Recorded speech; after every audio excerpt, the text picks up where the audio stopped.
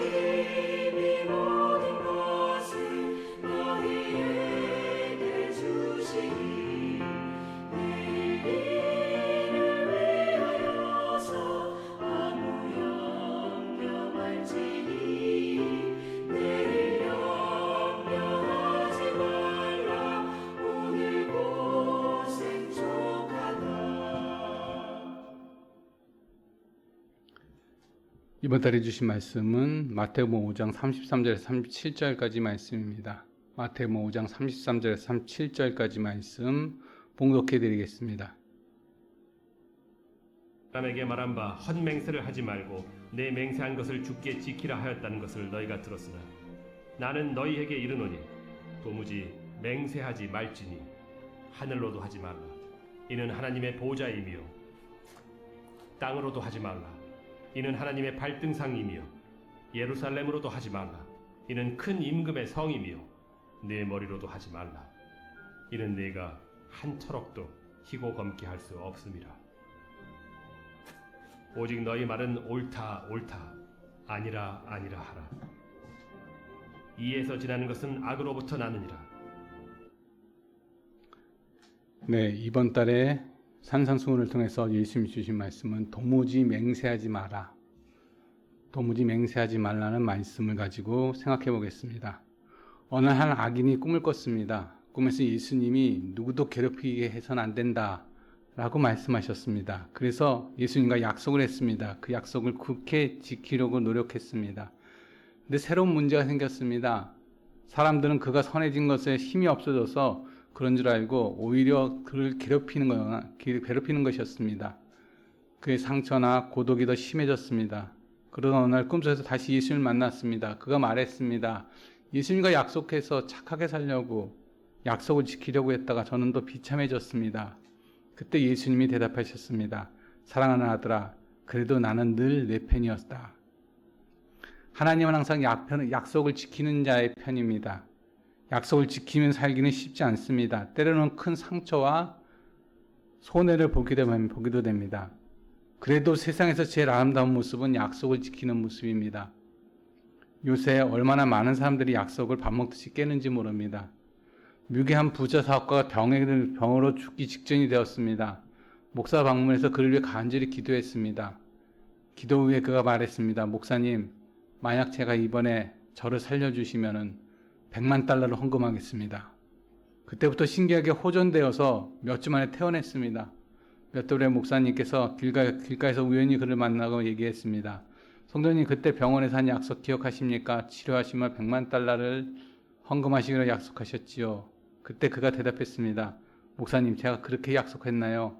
그때는 정말 제가 정신없이 아팠나 봐요. 인격은 약속을 지키면서 세워집니다. 정신을 차리지 못할 정도로 빠르게 변화되는 세상 속에서 정신 잃지 않고 흔들림 없이 더 넉넉하게 살 수 있는 비결이 있습니다. 그것은 변함없는 하나님의 약속을 의지하고 하나님과의 약속, 다른 사람과의 약속, 또 나 자신과의 약속을 지키며 사는 것입니다. 약속을 지키며 살면은 어떤 상황에도 길을 잃지 않고 그가 누린 자유와 행복이 더 커지게 될 것입니다. 어느 한 심리학자가 울타리에 있는 운동장하고 울타리 없는 운동장하고 아이들을 놀게 했습니다. 그때 울타리가 없는 운동장에서는 운동장 중앙에서만 놀았지만은 울타리가 있는 운동장에서는 운동장 전체를 다 쓰며 아이들이 놀았습니다. 그처럼 울타리가 있어야 인격과 생활의 폭이 넓어지고 오히려 더 자유를 누리게 됩니다. 마찬가지로 약속은 이 울타리와 같은 것입니다. 자신의 얽매인 것 같지만은 그 약속을 힘써 지킬 때 우리는 오히려 더 자유와 행복을 누릴 수가 있습니다. 근데 오늘 본문 33절을 보면은 또 옛사람에게 말한 바 헛맹세를 하지 말고 내 맹세한 것을 주께 지키라 하였다는 것을 너희가 들었으나 라고 쓰고 있습니다. 모세율법에는 헛맹세를 하지 말고 맹세한 것은 반드시 지키라 라고 나와 있습니다. 맹세를 지키는 삶은 삶의 기본이었습니다. 그 기본에서 예수님은 더욱 진보된 말씀을 하십니다. 보면 34절 말씀을 봅니다. 나는 너희에게 이르노니 도무지 맹세하지 말지니. 이 말씀은 맹세는 절대 하면 안 된다는 말씀이 아닙니다.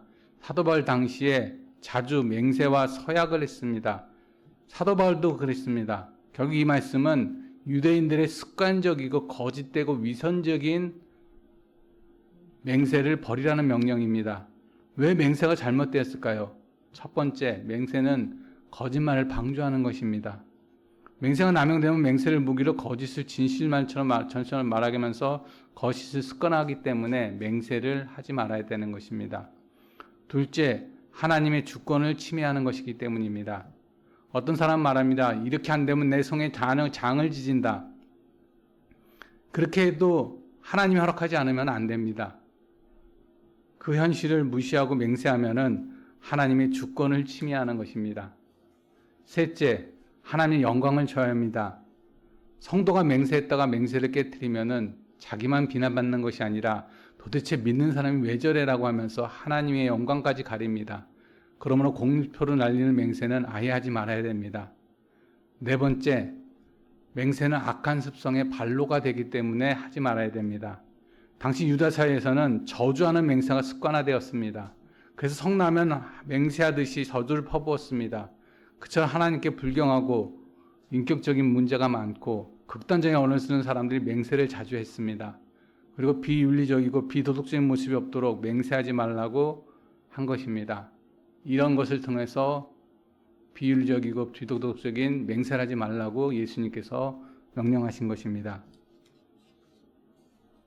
살다 보면 두 가지 거짓을 보게 됩니다. 하나는 의도된 거짓이고 다른 하나는 의도치 않아서 약속을 어겨서 생기는 거짓입니다. 예수님 십자가 사건 전에 베드로는 예수님을 배반하지 않겠다고 고백했습니다. 약속했습니다. 그때는 진짜였습니다. 그러나 결과적으로 그는 예수님을 부인함으로써 거짓말을 한 셈이 되었습니다. 이처럼 의도치 않은 거짓말이 양산되는 통로가 바로 맹세입니다. 그래서 맹세하지 않으면 죄가 아닌데 맹세해서 죄가 되는 경우가 많이 있습니다.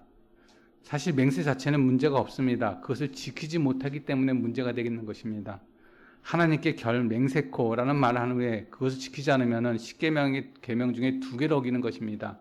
셋째 계명인 하나님의 이름을 망령되이 일컫지 말라는 계명과 또한 9번째 계명인 내 이웃의 것에 대해서 거짓 증거하지 말라는 계명을 어기는 셈이 됩니다.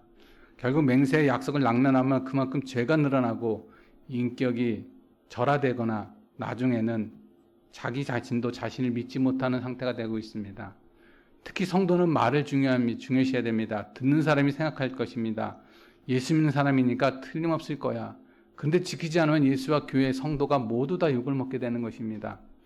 여러분 맹세하지 않아도 믿을 수 있는 믿음을 받을 수 있는 믿음을 줄 수 있는 그런 사람들이 되시길 바랍니다. 결국 맹세하지 말라는 말은 정직하게 살라는 말입니다. 맹세를 낭만하면 불신이 커집니다. 그런 맹세 속 유혹에서 벗어나서 최선의 보증은 맹세하는 것이 아니라 약속을 지키는 것입니다. 약속을 지키는 삶으로 보증을 얻지 않고 맹세를 통해서 보증 얻으려면 미련한 일이라는 것을 알 수 있습니다. 하나님의 자녀들은 약속을 했으면 그것이 맹세와 같은 효과를 가질 정도로 신실하게 살아야 되는 것입니다. 성도는 맹세가 없어도 예와 아니오가 분명히 알며 말한 대로 사는 사람이어야 됩니다. 순교자들이 누구입니까? 예수 믿지 않는다는 그 한마디 거짓말을 못해서 목숨을 바친 사람들입니다. 그처럼 자신이 한 말은 책임지고 꼭 지켜야 합니다. 진실과 약속은 무엇보다도 중요합니다. 특별히 하나님 앞에서 약속했으면 힘써 지킴으로써 하나님의 축복을 담게 부족함이 없는 거룩한 인격을 만들어 가신 여러분 되시 바랍니다. 모든 사람이 믿을 수 있고 하나님도 믿을 수 있고 세상 사람도 믿을 수 있는 그런 사람들이 돼서 굳이 맹세할 필요 없어도 말 한마디가 그게 맹세가 되는 그런 신실한 사람들이 되시기를 간절히 축원합니다. 기도하겠습니다. 하나님 아버지, 도무지 맹세하지 말라는 소리를 듣습니다. 아버지 하나님, 맹세를 통해서 우리 신실함을 증명할 것이 아니라 우리 말이 그대로 신실함을 증명할 수 있도록 도와주시고 말과 행동이 그대로 일치하는 자들 될 수 있도록 축복하여 주시옵소서. 이번 9월달도 하나님 살아가면서 사람에게 맹세하고 하나님께 맹세하는 것이 있을 때 그것을 반드시 지킬 수 있는 자들 될 수 있도록 도와주시고 굳이 맹세하지 않아도 우리 말 한마디로 모든 사람이 믿어줄 수 있는 그런 신실함을 갖는 자들 될 수 있도록 축복하여 주시옵소서. 예수님으로 감사하며 기도합나이다. 이제 가져온 기도 제목 가지고 기도하시고 자유롭게 돌아가시길 바라겠습니다.